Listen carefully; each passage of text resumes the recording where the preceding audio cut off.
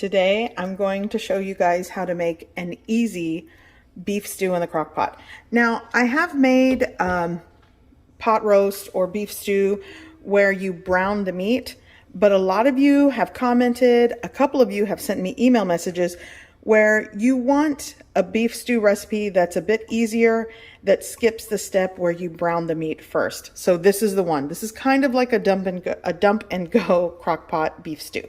So here I'm working with about 2.5 to 3 pounds of beef chuck roast that I've already cut into like large chunks. So the first thing I'm going to do is add 2 teaspoons of Worcestershire sauce. So I'm going to use a clean hand and just work that in. I'm going to coat the meat. I'm going to add a 1/2 teaspoon of salt. Remember the Worcestershire sauce, I know I'm probably saying it wrong. Worcestershire. It's salty, so you don't want to go too much with the salt here. Give that a mix. Cracked black pepper, like a 1/2 teaspoon. If you're using a fine ground pepper, then a 1/4 teaspoon. I'm also going to add like a 1/2 teaspoon of dried thyme. You really can add dried herbs to your preference. I'm just going to go with some dried thyme. Now I'm going to shake in 5 tablespoons of all-purpose flour. 5 tablespoons of all-purpose flour, and coat this meat. This is going to help thicken whatever rendered juices end up in the crock pot. Okay, nicely coated. There we go. I'm going to go over the other ingredients. Here I have 1.5 pounds to 2 pounds of gold potatoes that I just semi-peeled, I rinsed, and I cut them into chunks. I have 3 medium to large carrots that I cut into chunks. Actually, I think this was more like 2, or was it 3?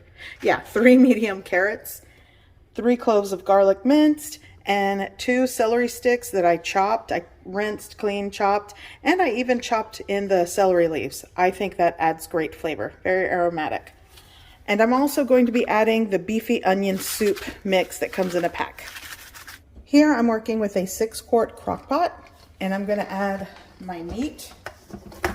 There we go. Let me shake in whatever is. Okay, I'm going to just make sure that's all mixed and evenly on the bottom there. Okay, so there we go. I'm going to go in with my celery, just put that on top. Here I have my garlic going in, and my beefy onion soup dry mix.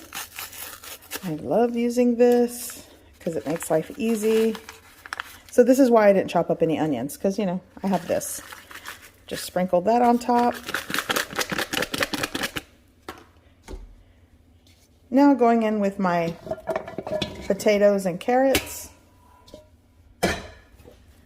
And that's that. I'm going to cover with a lid. I'm also going to be adding 1 dried bay leaf before I forget. This goes great with the other aromatics in this beef stew. So going into the crock pot. I'm going to quickly do this. When you lift the lid too much on your crock pot, it takes it longer. So I nestled it right in here. It takes it longer to come up to heat and to start cooking. So sorry. Okay, I'll be back.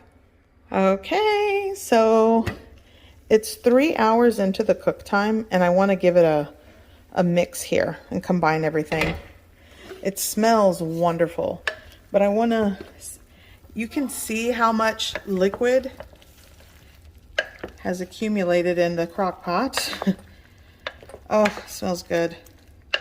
With the thyme and the bay leaf and the celery and the garlic and the... Okay. Quickly cover with the lid. And I'm just going to let this continue cooking on a high heat. It's been about 3 hours, so maybe another 1.5 hours. I'll check it.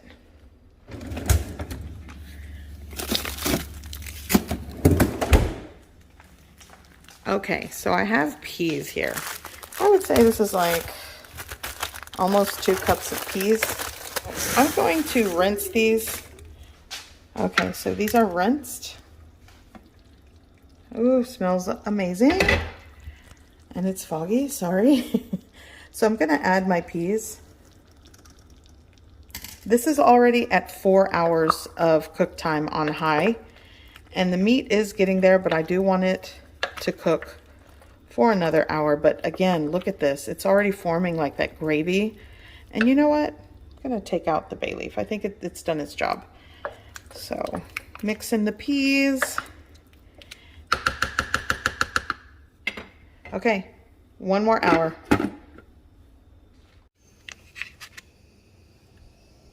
I'm gonna toast some bread in this cast iron skillet. I have a little bit of butter here. Well, it's more like, like a tablespoon. And here I have some French bread. And I'm just gonna toast that. Make sure I get butter on both sides.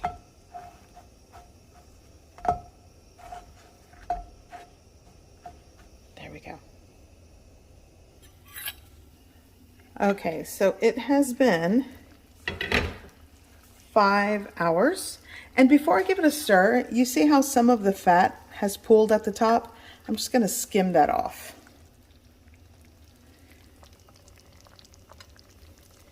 And this is done. I'm really trying not to get any, there we go.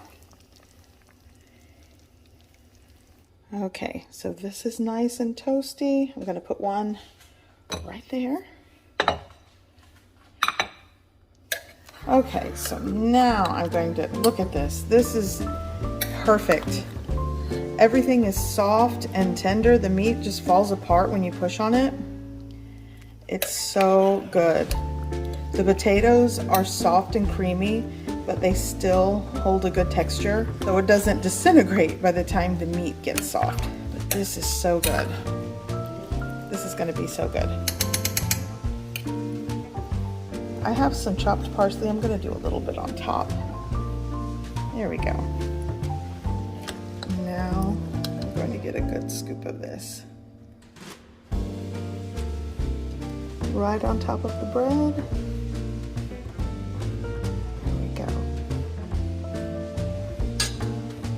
And this is dinner.